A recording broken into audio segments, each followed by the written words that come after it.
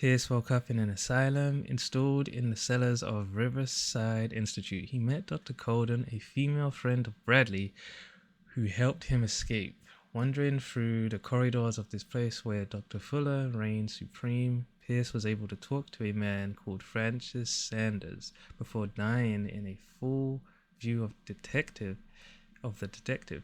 He accused Sarah Hawkins of being the cause of his torments. Pierce finally left the accursed building. Accompanied by Bradley and Colden, the companions in misfortune decide to use the Hawkins mansion as a hideout.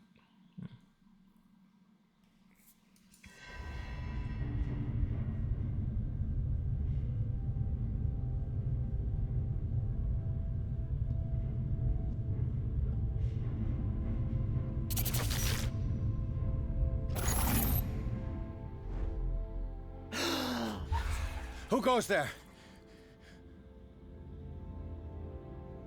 That nightmare again. I need a drink. Where am I? Oh, okay. Wait.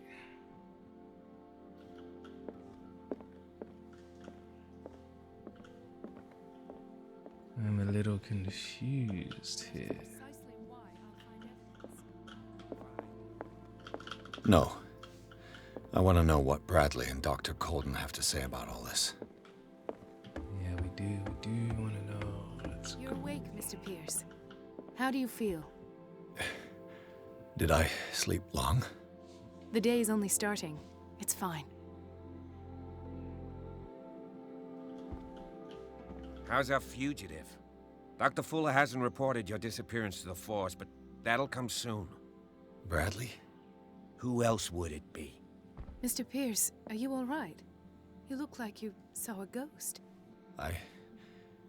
There are things I can't explain. Tell us. What happened?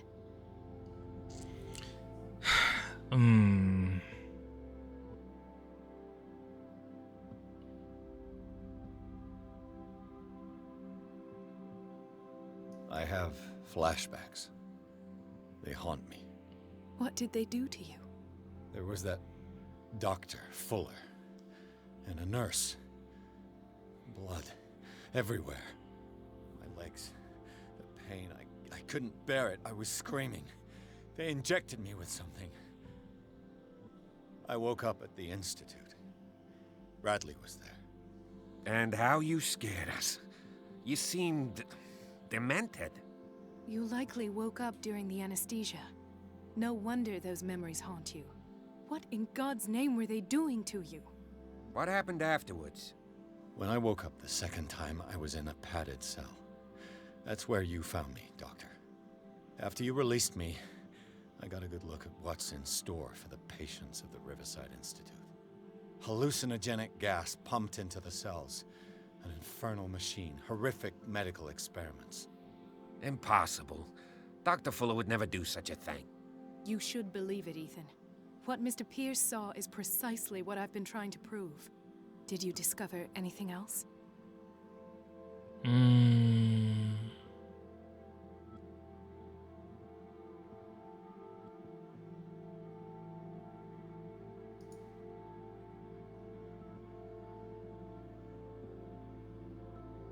I found a file bearing Sarah Hawkins' name in the Institute's basement. It makes sense. A powerful family like the Hawkins had the means to hide such a disgrace. But everyone knows the Fullers have been taking care of the Hawkins for at least a generation. And all were aware of Mrs. Hawkins' fragility. Perhaps, but no one would allow a psychiatric internment. From what I read in the file, Fuller used her as a subject of his experiments. Francis Sanders and Sarah Hawkins, subjects of Dr. Fuller. Why those two? I found a file bearing Sarah Hawkins' name in the Institute's basement. It makes sense. But everyone knows the Fullers have been... Perhaps From what? Did Fuller found Riverside? Given the energy he pours into Riverside, I presume it was Fuller's creation. His father's, to be correct. He was a surgeon on board the Scylla. He founded the hospital in 1904 with funds from the Hawkins family before he died and his son Thomas Fuller took over. Two families inextricably linked. Most island families are that way. Captain Fitzroy's father was also a seaman aboard the Scylla. Powerful families dominating everything. Yes, and as you could tell, Dr. Fuller is like some crazed emperor.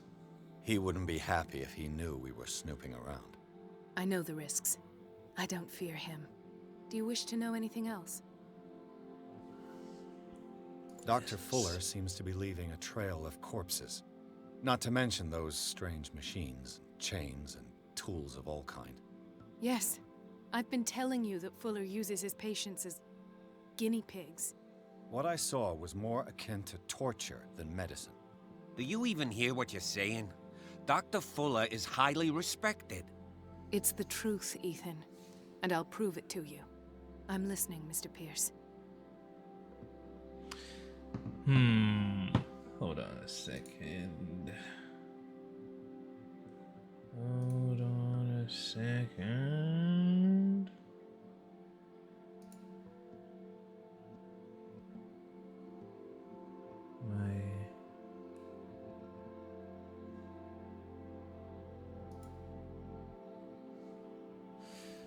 Okay.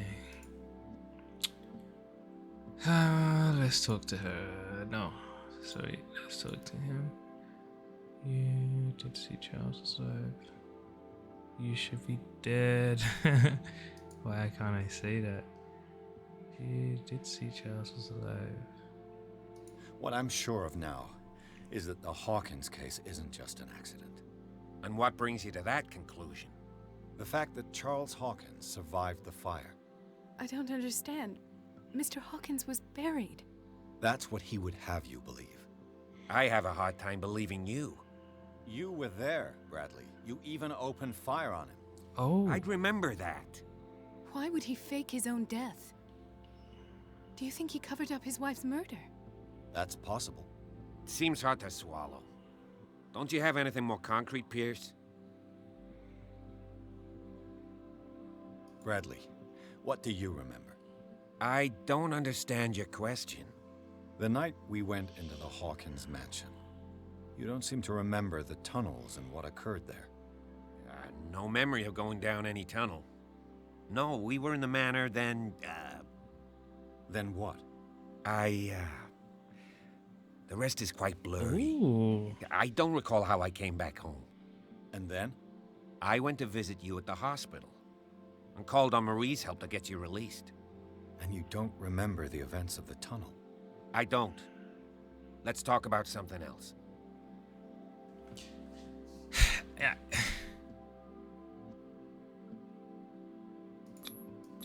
I heard you talking earlier. Why am I not surprised? I get the impression you two don't get along. Intrusive and not very clever. Anyway, let's get back to the business at hand. I feel like if you don't remember and it's blurry, you would definitely be like, oh my god, did that really I happen? met a Francis Sanders. Do you know him? Of course, he's a patient. Or was. I haven't seen him since Dr. Fuller had him transferred to the basement.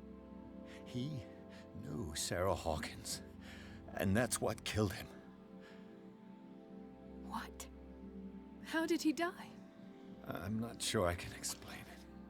Tell me how Mr. Sanders died. He called him the Shambler. Let's say that. I didn't see what, but something was there with us. Of what do you speak? Sanders said it was Sarah Hawkins' visitor. He spoke of it like a living being. Sarah Hawkins? Have I missed something here? This makes no sense. I don't see how it can help crack the Hawkins case. You really think she's involved? How could she have murdered Mr. Sanders? Francis Sanders mentioned Mrs. Hawkins just before dying. It's no coincidence. You know, Francis Sanders was a well-known art collector. I guess you can still pay a visit to his wife, Irene Sanders. An art collector, you say? That's probably how they met.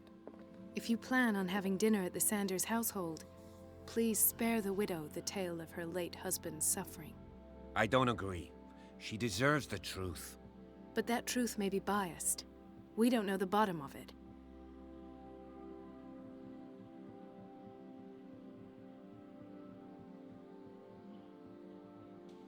You're right. Without a plausible explanation for what I saw, let's not jump to conclusions.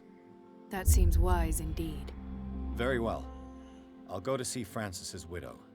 Perhaps I'll find a link between her husband's death and Sarah Hawkins. Don't end up in the hospital this time. I'll do my best.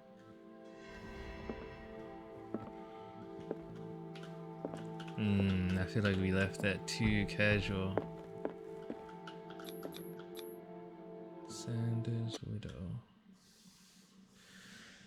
Pierce, Colden, and Brandley decided to team up to solve the Sarah Hawkins case. They have a new trail to follow. Francis Sanders, an art collector and friend of the painter who died right in front of Pierce. The detective goes to his house in order to speak to his widow about the shambler that the unfortunate man mentioned before he died. What can I do for you, sir? Mrs. Sanders, I'm a private detective. We must talk about your husband and his ties to Sarah Hawkins. Can I come in? You may. However, before we go any further, please know that my husband died yesterday. That is precisely what brings me here. Oh my god, this girl. Well, look who's here.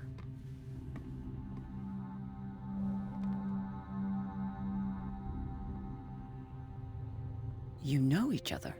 We met briefly. Time enough to iron out a few matters. The main thing is that we understood one another. The brave detective has a talent for sticking his nose into my business. I bump into her every time I'm investigating someone's death. It's a small island, Detective. My island. It's better that it's you bumping into me. You're investigating Francis' death. Why? Who hired you? I spoke to Francis before he died. His story suggests a link to a case I'm working on. Well, since this business has got nothing to do with me, I'll be in your husband's office, Irene. We'll carry on later. Very well, Miss Baker. This way, Mr. Pierce. And do make yourself comfortable. It would seem that you have much to tell me.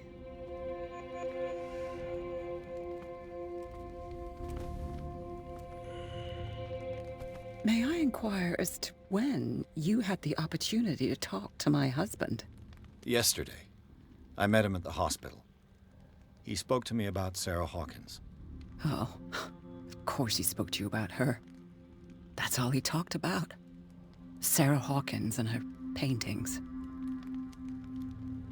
Please forgive my tone. The fact is that I have not been allowed to see him since he was interned. You, on the other hand, a perfect stranger, were able to see him and even talk with him the day he died. How was he? Were you present when he had this attack? What happened?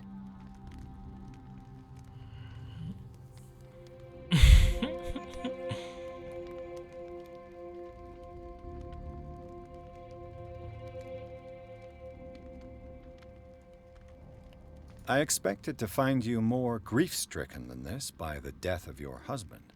I do not like the tone of your allusion, sir. I had long months to weep every tear in my body, and to accept, if not my fate, at least that of my husband. And so I'm sorry to disappoint you if you're expecting more hysteria and grieving widow in my voice. Rest assured, however, my anger is real. I need to understand. How could this happen? In a reputed institute? And right before your eyes? Did you not do anything to help him?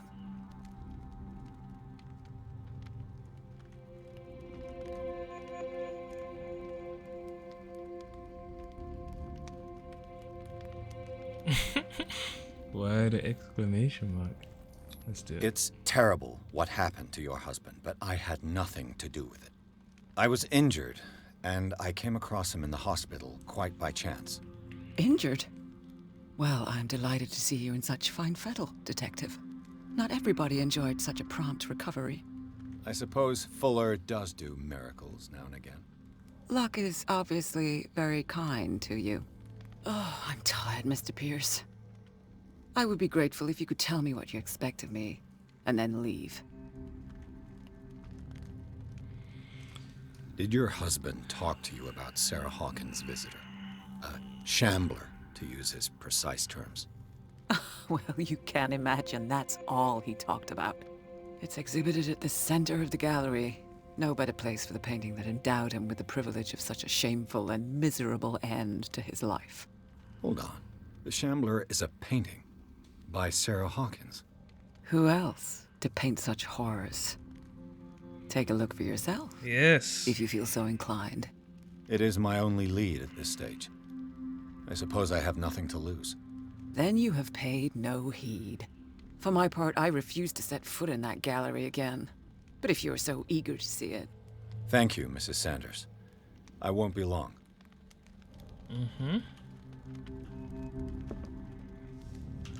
Let's see what we got here. A spot hidden. Let's go ahead. Never have to think about that again. And eloquence. We'll do that one next.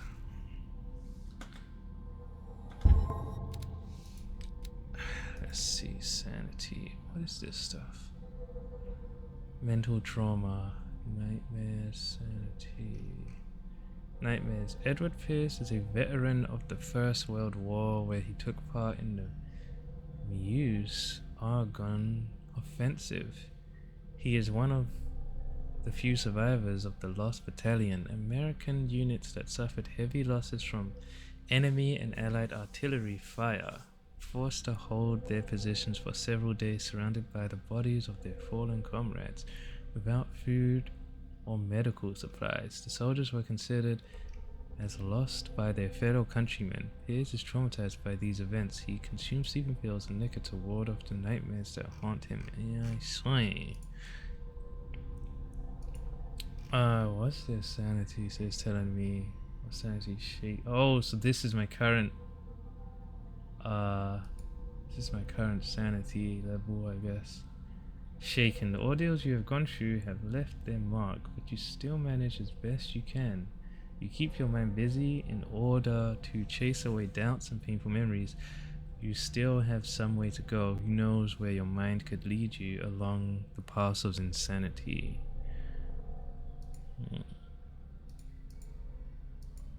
Okay. The ritual. In the tunnels under Hawkins' mansion, Pierce witnessed the disemboweling of Officer Bradley by a man with a monstrous appearance. The men in gowns and their rituals had not succeeded in affecting the veteran. However, the brutal death of Bradley, the discovery of the identity of his killer, whom he recognized as dead Charles Hawkins, as well as the latter's superhuman strength, managed to strike fear into him. Pierce still does not know if he should believe what he saw. He may even put these visions of horror to the shock caused by the death of Bradley, or he may put it down to lack of oxygen provoked by the rockfall. Macabre discovery. Searching through the cellars of the Riverside Institute, peers into the room that he first took for a morgue, but the advanced state of decay of the corpse that lay about the place quickly made him realize that he was wrong. Nothing could justify the presence of such a charnel house in a hospital. The putrid smell and the total absence of respect for human life, as witnessed by this room, profoundly shocked Pierce, costing him some of his sanity. So the more I go searching, the more I'm gonna lose sanity. The death of Francis Sanders. This is gonna affect him a lot. The weirdness of Francis Sanders' death went far beyond anything Pierce had ever seen. Lifted off his feet by an invisible force, the poor man's body was carried into the air before being thrown violently against the bars of his hiding place. Pierce, powerless, watched the limbs break and Sanders' body crumble to the ground. During long moments of agony, the detective saw nothing that could explain this event, Weakened by his wounds and the operations he could remember undergoing, Pierce begins to question his ability to tell the difference between reality and the nightmares that haunt him. Cool. We'll go through those later.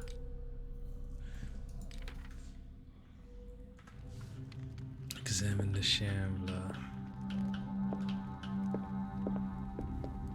Did she really care for him after all? Acknowledge the receipt in which you demand the body of your deceased husband. I am sorry to inform you that I cannot agree to return his body to you. At the moment of his interment, you signed a discharge allowing me to dispose of his body as I see fit. I extend my deepest condolences to you. Fuller. The day the Shambler came into the Sanders' lives. Photograph of Sarah Hawkins next to the Sanders. They must be close.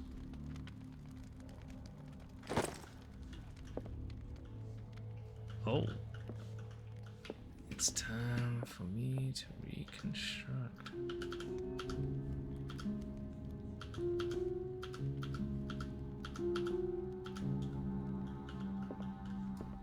Okay, let's do this. A house of artists. A house of artists.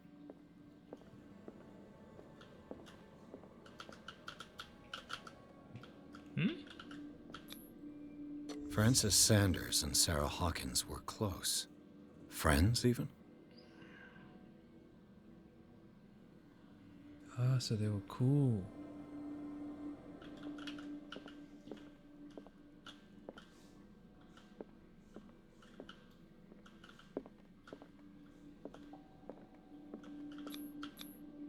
Sanders' accession register. He wrote beside the Shambler, "Finally." What did Sarah Hawkins fear so much that she didn't want to sell the painting?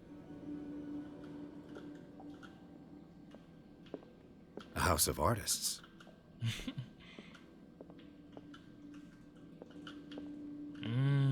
He finally won. Was Sanders aware of his imminent doom?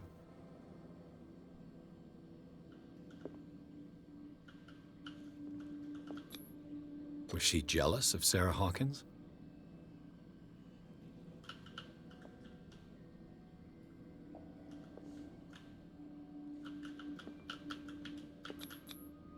He didn't want Sanders to have the painting. She must have felt devastated. So he wanted this.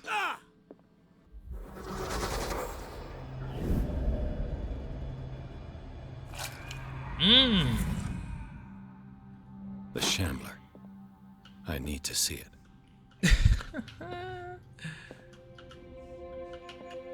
Don't know if we need to see it.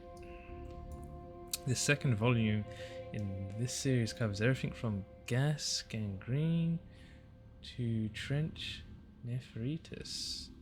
In addition to a precise and detailed study, the book presents some avant-garde theories. The incredible complexity of this book reserves it for medical experts.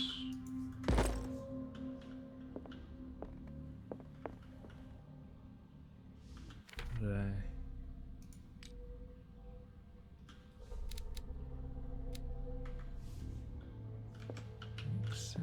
Makes sense. Let's see what this cylinder has to say once it's inserted in a phonograph. Ooh. An audio recording that Francis Sanders left for his wife, Irene. I'm just taking things.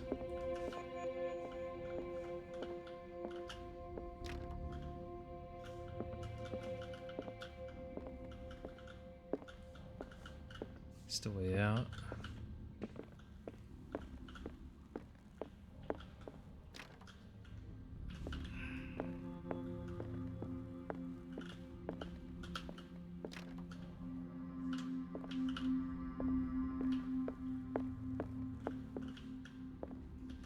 Oh my god. Let's get down to business. A strange Amerindian pendant.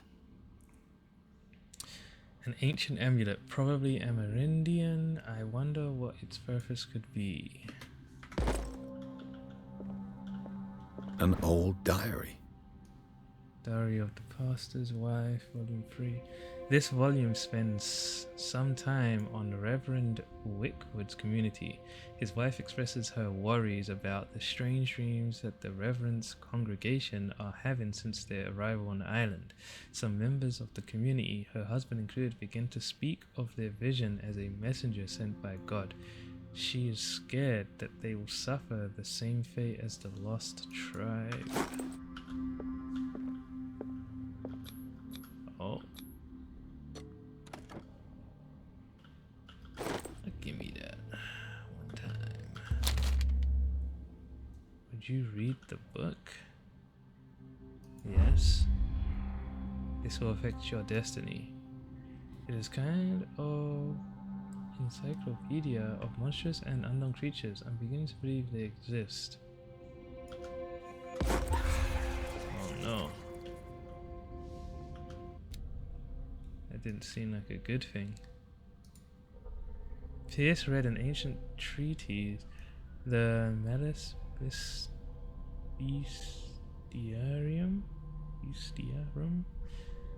The bestiary makes an inventory of numerous creatures from the occult world or parallel dimensions. The very nature of its knowledge makes it an unholy book. By reading it, Pierce lost some of his sanity. The Lord. I'm definitely gonna end up killing this guy. Oh. It is the work of a student in book form. Although the observations are relevant, they lack the expertise of an experienced physician. However, the questions asked allowed us to imagine new ways of exploring human anatomy. That's twice you've stepped on my toes, Detective. You need to chill. Try not to make a habit of it. I've got a lot of bad habits. Some can be more fatal than others. What have you come looking for in this gallery?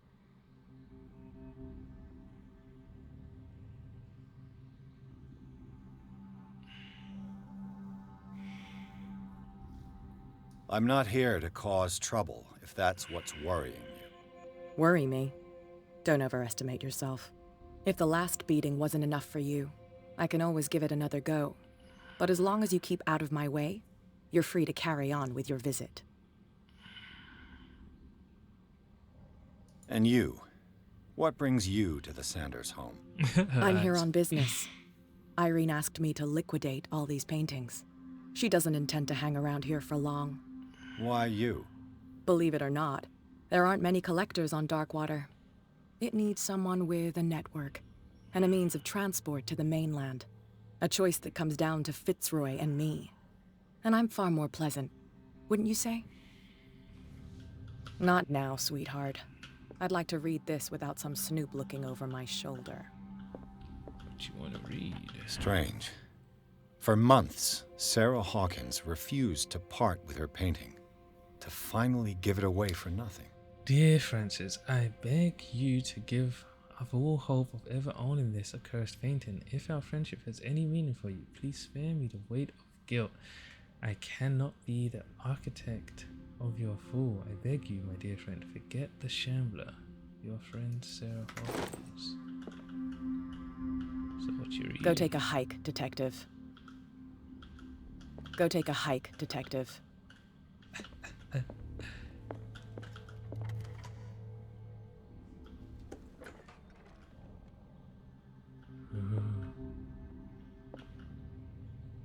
This dude was rich. Oh my god, I'm gonna have to hide. You know what? Let's leave that open actually.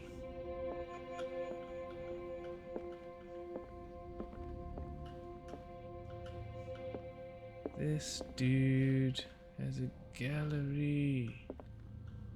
So that's it there. That looks like the same thing.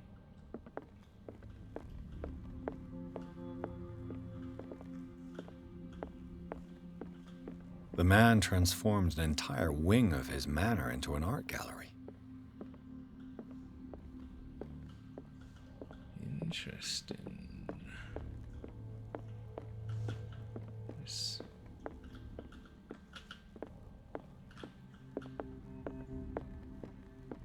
What's this?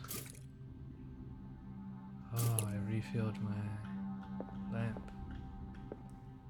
Okay.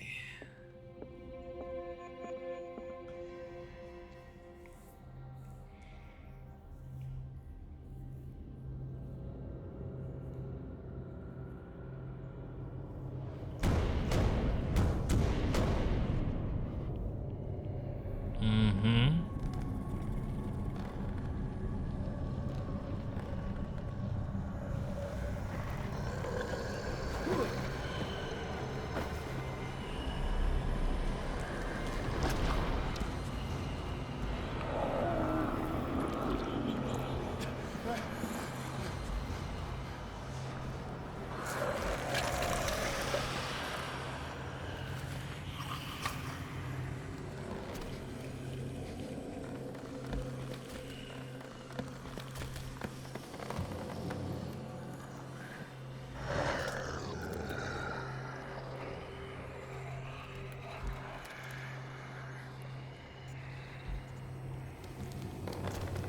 Gotta let Cat walk in here and take a look.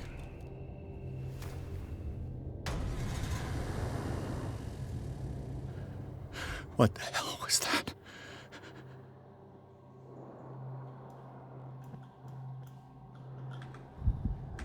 Oh.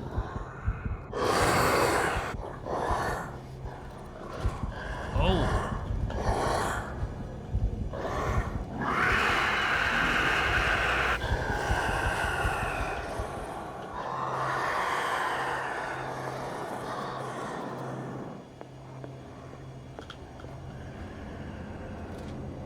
Huh?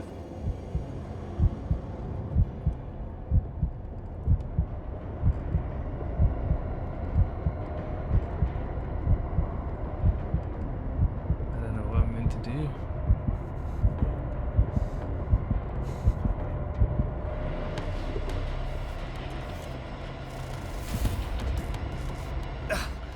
I can't even touch it. No way out. No choice. I must get rid of it. Lamp. Oh!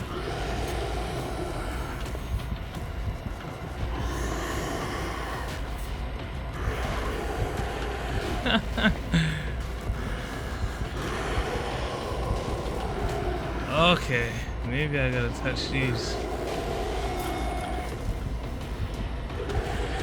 Maybe not.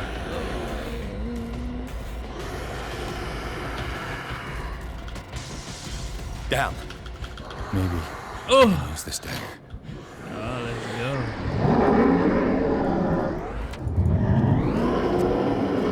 Okay, wait. Not yet. Probably gotta cut this thing. Oh! Damn. Are you kidding me? You got me?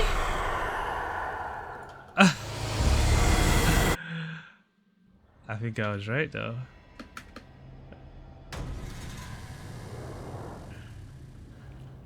What the hell was that? So I probably need to do all of this without it seeing me. And probably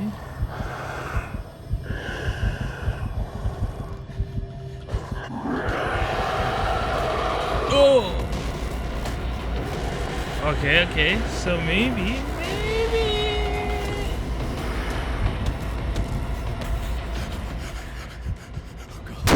Okay.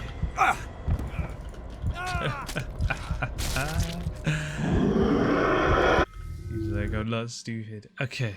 So I'm gonna try and get the knife without him seeing me. What the hell was that?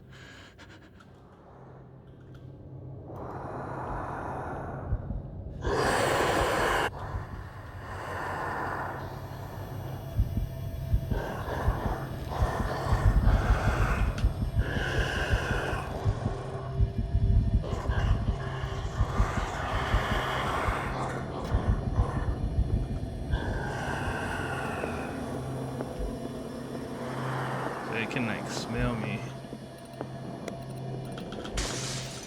Maybe I can use this dagger.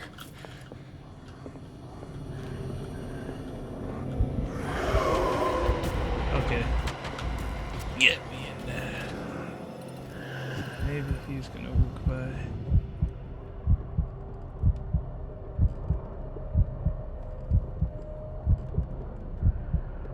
Is he?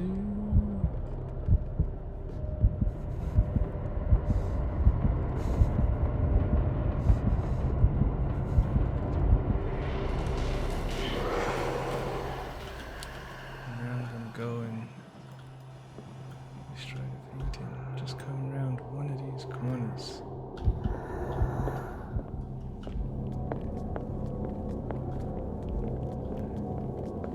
You lose. Huh? Damn it! This dagger didn't work. Oh my god.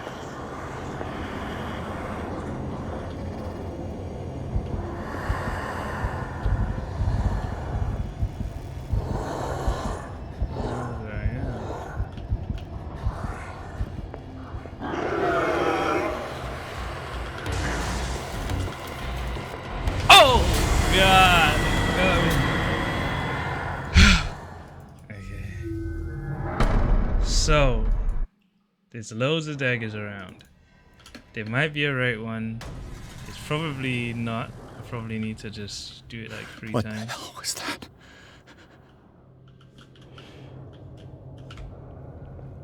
The trick is to use these big ones, right?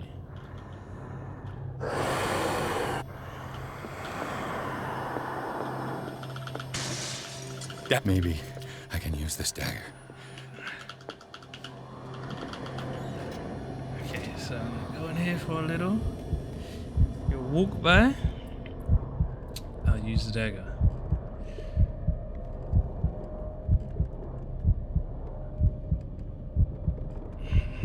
Get out of here, bro. Get out of here. Cool, cool. Then I've got to make him come around.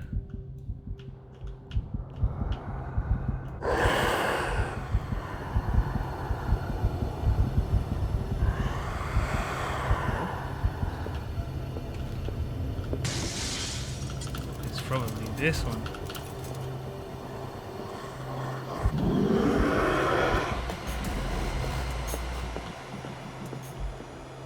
Hit. Yeah. Oh. Damn it! This dagger didn't work.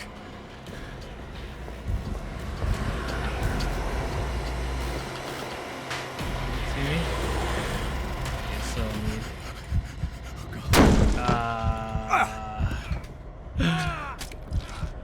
So I've got to find the right dagger.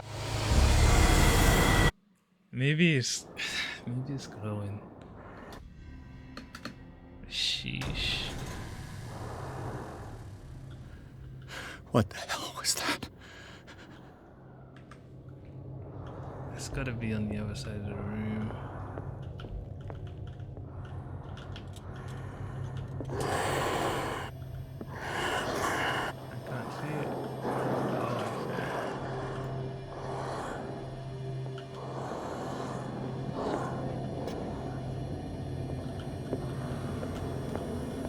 I probably just gotta try them all. Maybe I can use this dagger.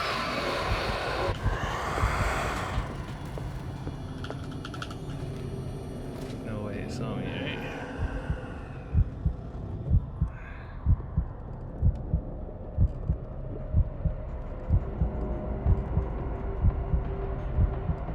No, I'm gonna die here.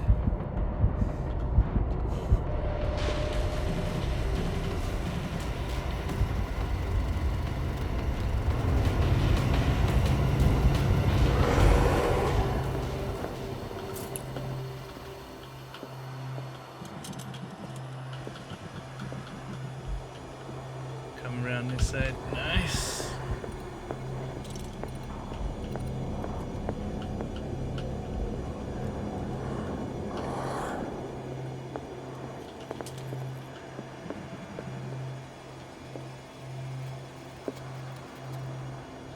Where was it?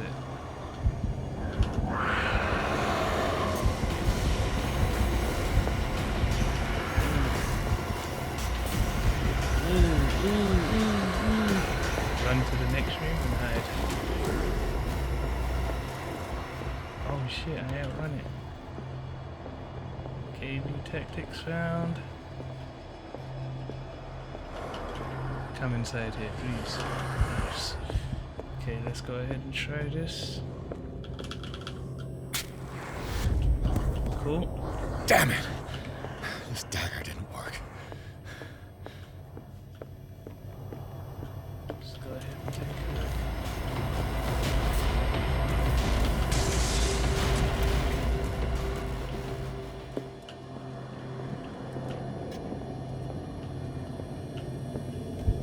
Oh, just run. Go bring him over here now. Oh.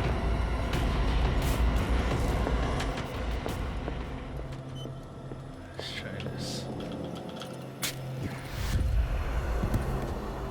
Damn it! I'm gonna end up using a lot of daggers. I have to here. use a specific dagger.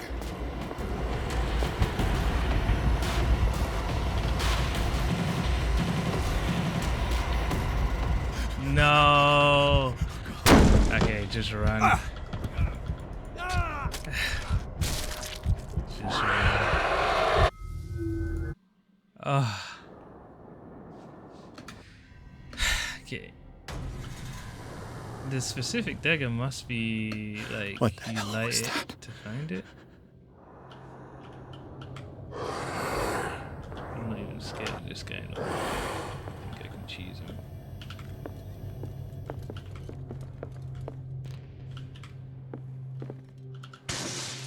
Damn. Maybe I can use this dagger.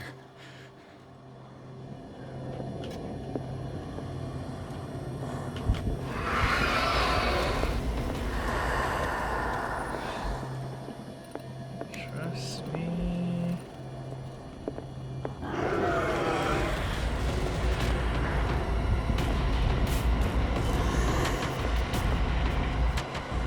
Never gonna get me. Trust me. Let me get a little bit else. Oh! Looking at him doing something.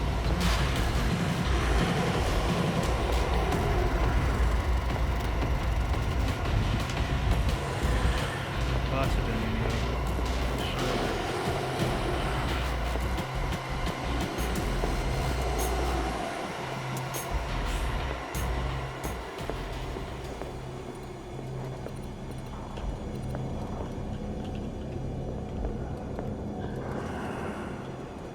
I'm just gonna use a couple.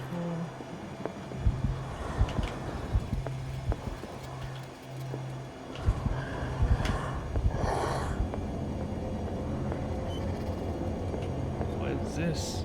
Is this dagger part of Sanders' collection, or was he seeking to acquire it? It's like okay, so two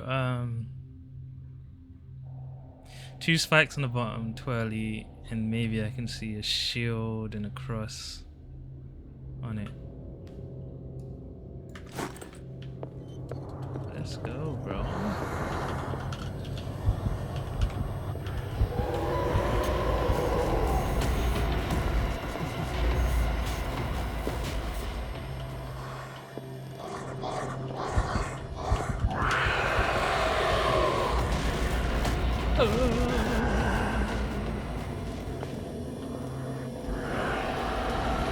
That's the one.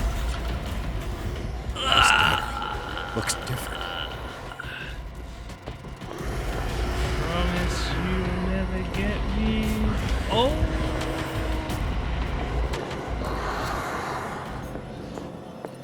This is it. You're done. You're done now.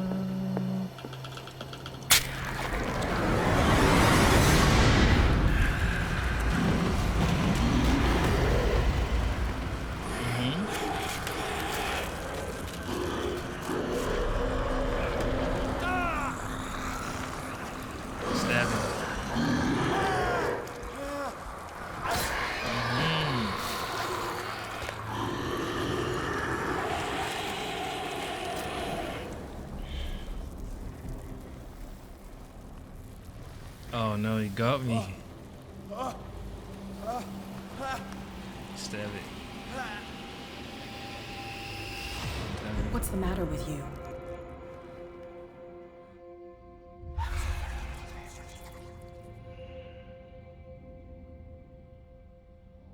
You sure you won't be needing that hand? You're losing it, Detective. At this rate, you're right. The bottle will get you before I do. You didn't see anything. I saw you within an inch of putting a dagger through your forearm. Did I miss something more interesting? I was attacked by a creature. I pushed it back, I think. I think so too.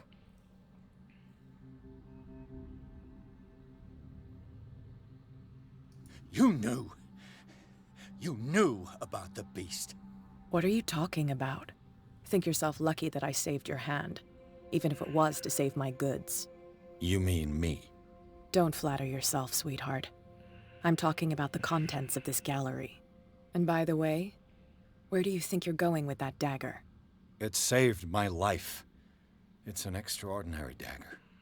You should talk to Algernon Drake. He's an antique dealer here on Darkwater. He'll tell you all about it. From what I saw in the ledgers, it was him who sold it to Sanders. She's helping me. It's not your style to give me free information like that. Take it as payment for being my canary. A simple trade-off. Now go see your antique seller. I still got things to settle with Irene.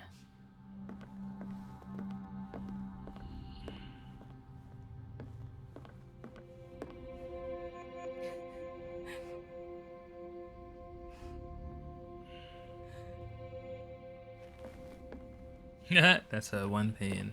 She tried. She wasn't that good though. The Shambler turned out to be much more than an artwork painting by Sarah Hawkins. A huge creature came out of the painting to attack Pierce. After a hard fight, the detective managed to send it back into the painting. He later discovered that the dagger he used to repel the creature had been sold to Sanders by a man named Algernon Drake, owner of the nameless bookstore. Pierce decides to pay the library a visit.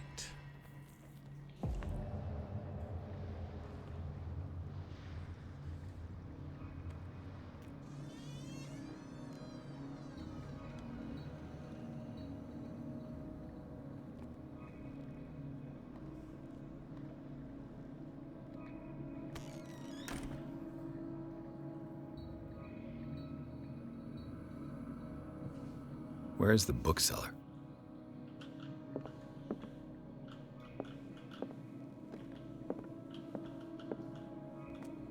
Things are looking a bit green right now.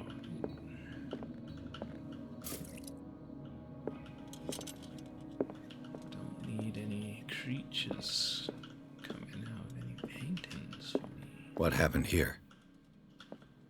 Oh? Sheesh.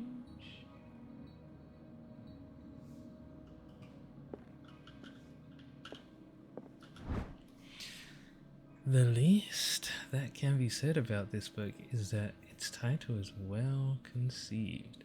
The illustrations of human anatomy and dissection methods presented are illustrated in great detail. You have to have a strong heart or the detachment proper to doctors to consult its features. Okay. What a strange amulet. I have a feeling I'd better not touch it. A strange amulet. The pendant is in the shape of a large dog. I don't know what it represents. I might find out more by searching the bookstore.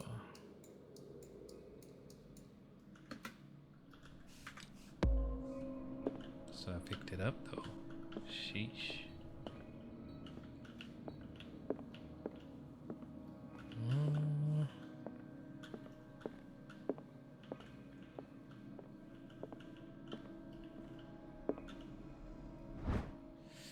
Handbook on Anatomy and Dissection, Book 2, as precise and illustrated with as much detail as the first volume. This book focuses on healing surgery specific to malformations and motor disorders.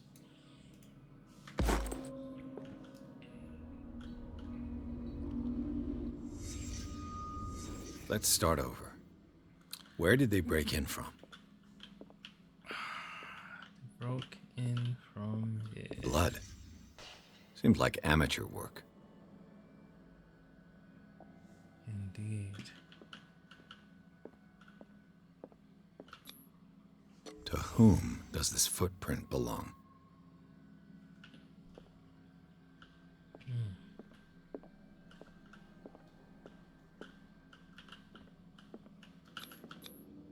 This burglar seems to be rather clumsy. It was the Shambler.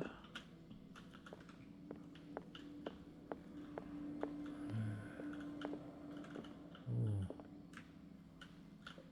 What killed all these animals? Oh. What sort of thief leaves his tools at the crime scene? Oh. What happened that made the burglar flee before finishing his work?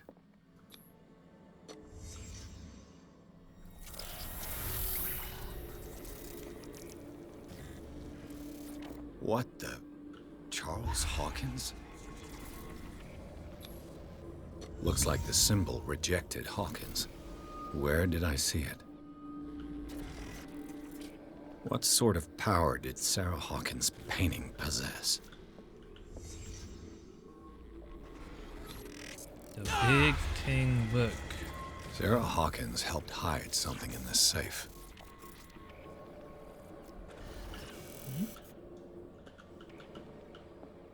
Drake put in a great deal of effort to hide whatever is in here. Everything is linked to the Sarah Hawkins case. I want to leave the reconstruction right now. It's looking very funny.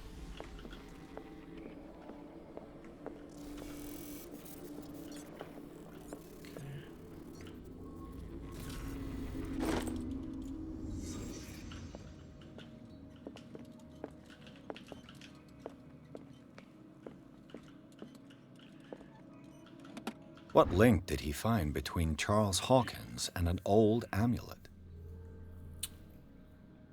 This key that bears the Elder Sign is the only one able to protect your psyche.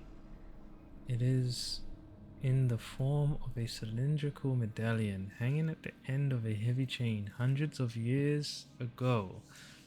The star and the branch whose purpose is to push back the forces of the great old ones were engraved at its center. Everything points to it being Charles Hawkins that tore it from its last owner, an Egyptian antique dealer. In press cuttings that mention the misdemeanor, the date of the robbery coincides with the last Hawkins trips to Cario. It remains to be seen whether he knows of the true purpose of the artifact. Try to find it. Is everyone on this island taking sleeping pills? Indeed.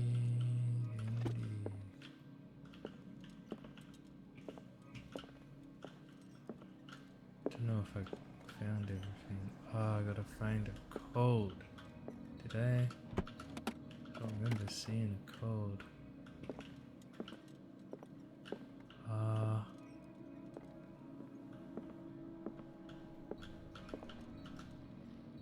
Drake left instructions on how to find the combination of his safe. Oh Lord. It's a page seems to be hidden here. It is possible to read. If somebody finds these memoirs, there will be no doubt that I am in serious trouble. My last and only hope is that my body and bones are still in this plane of reality, in order that they be recovered and burned. The funeral urn must be given to my dear mother, if she is still of this world. The following message is of capital importance. Whoever reads these lines and demonstrates acuity as sharp as mine, can hope to gain access to my most precious possession. It lies within my safe, and the clues to the combination are to be found in 3 cylinders, each hidden where life and study combine in the Greek world. Each cylinder is numbered, even if, as the celebrated author says, order is the pleasure of reason, but disorder is the delight of imagination. Indeed, despite my preference for organized chaos, I must admit that reason usually prevails in the end. If by chance a person, or should I say a genius, was to match my intellect and find the combination of the safe, I would ask that they deliver its contents into the safekeeping of my friend and colleague Professor Armitage of Miskatonic University. The content of this safe is not only a vast digest of knowledge, but also a weapon that is far too dangerous for it to fall into the wrong hands. I hope that you'll be able to appreciate the danger that this represents and that you'll act accordingly. In any event, I will neither be there to guide nor to suffer from your actions. Cylinders. Each cylinder is numbered. Each hidden where life and study combine in the Greek world. Cylinders.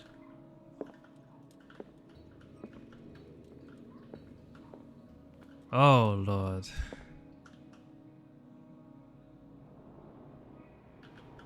Arkham editions. Never heard of them.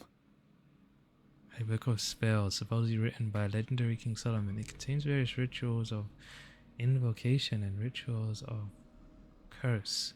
Re-edition by Claudia Waits, based on the LW. This volume is part of the Arkham Anthology, a luxurious collection of treatises and works on exorcism and the supernatural. So does it let me keep... How many volumes are there in this collection? Okay, so this is... Another volume by Arkham Editions.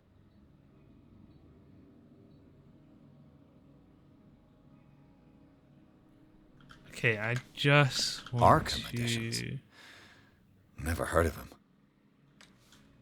He said, does all of these light up? The Book of Zion is the foundational work behind Helena Blavatsky's Theosophical movement. Its followers place truth on the same footing as a religion.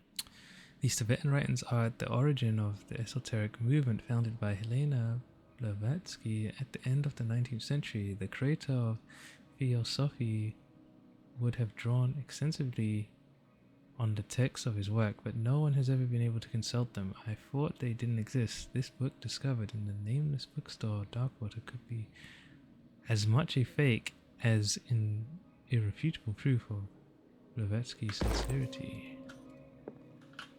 Okay, as long as all of these shelves... Oh? Cylinders that Drake tried to hide. I should perhaps listen to them. Oh, come on. Would you read the book? I don't know if I should read. No. We're going a little bit insane already. So can I look at these cylinders? I've got 3. 1, 2, 3.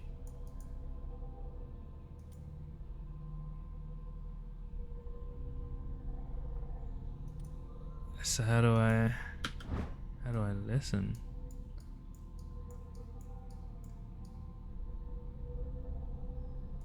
One 0 3 4 2.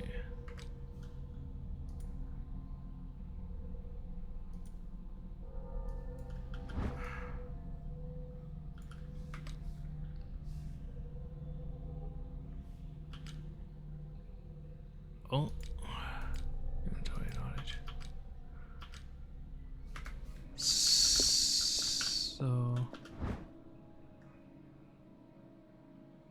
a Puritan colony led by Reverend John Wickwood settled on the island during the 17th century.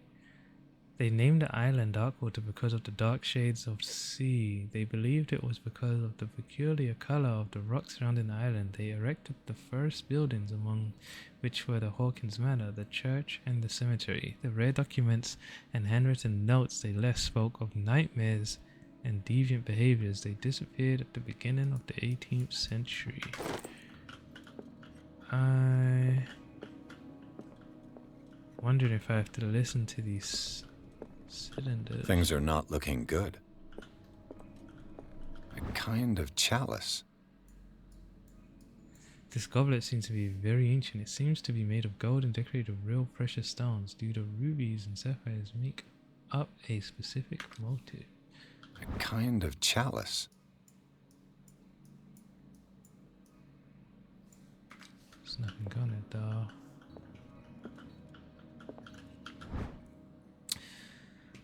The 19th century, as the American whaling industry reached its peak in the rest of the world, whales gradually disappeared from the waters surrounding Darkwater. This phenomenon appears even more mysterious because up till then, the region was favored refuge for cetaceans.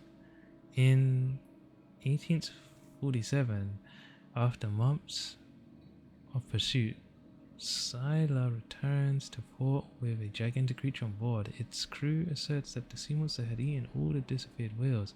After a night of ferocious combat, the survivors managed to drag the beast onto the whaling ship. Ah. Okay, let's do this. Oh.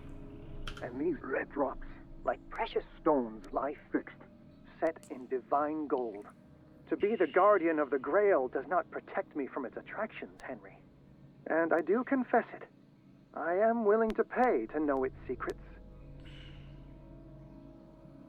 And these red drops, like precious stones, lie fixed, set in divine gold. To be the guardian of the Grail does not protect me from its attractions, Henry. And I do confess it. I am willing to pay to know its secrets. I finally understood that we were only pieces on the chessboard of the gods. Let those of us who are still standing protect our White Queen. And these red drops, like precious stones, lie fixed. The chalice of knowledge.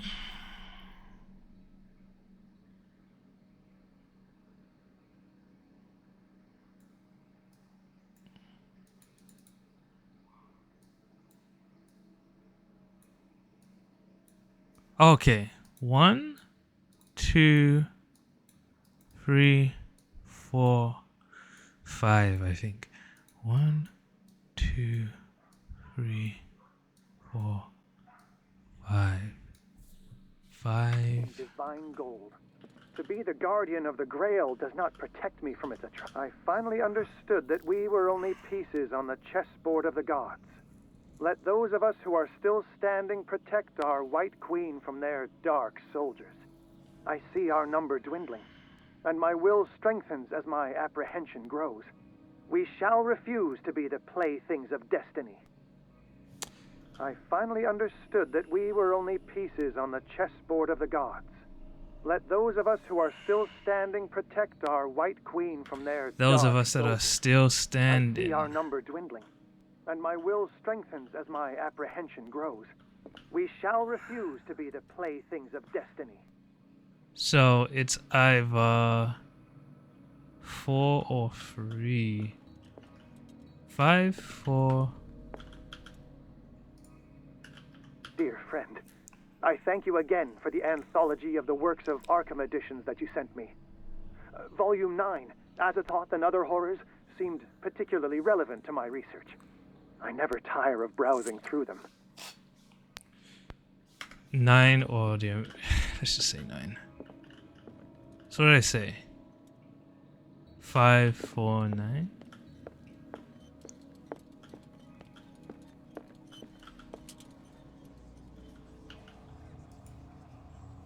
Uh... 5, 4,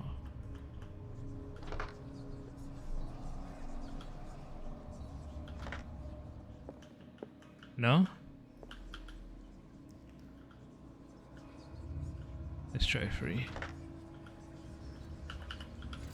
Oh!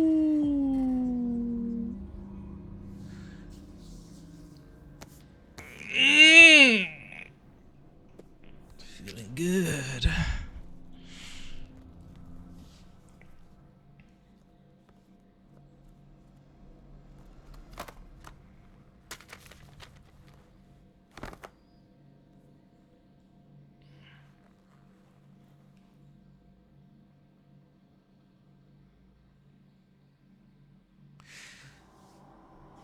That dude's gonna burst and be like, thank you.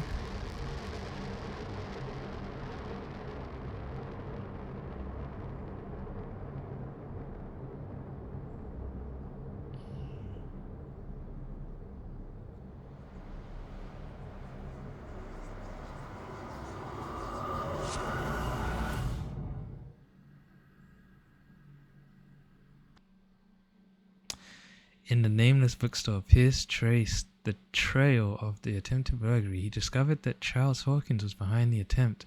Pierce opened the bookseller's safe to find what the latter and Sarah Hawkins had hidden there. A book covered in human skin lied inside. Irresistibly attracted the detective. When he opened it, his mind was projected into another body.